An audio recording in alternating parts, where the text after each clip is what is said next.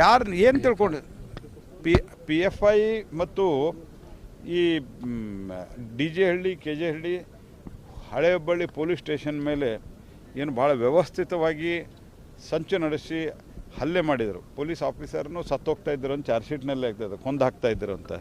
ಅಂಥವ್ರನ್ನ ಬಿಡುಗಡೆಗೆ ನೀವು ಪತ್ರ ಬರೀತೀರಿ ಕಾಂಗ್ರೆಸ್ ಪಾರ್ಟಿಯವರು?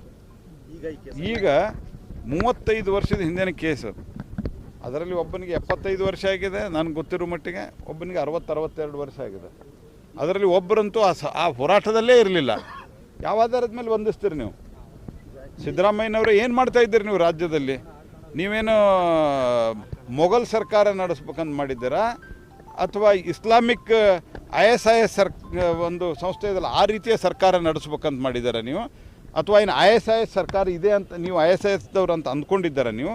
ಇದು ರಾಹುಲ್ ಗಾಂಧಿಗೆ ಒಂದು ಪ್ರೀತ್ಯಾದರಕ್ಕೆ, ಸೋನಿಯಾ ಗಾಂಧಿ ಪ್ರೀತ್ಯಾದರಕ್ಕೆ ಇದನ್ನು ನೀವು ಮಾಡ್ತಾ ಇದ್ದೀರಾ?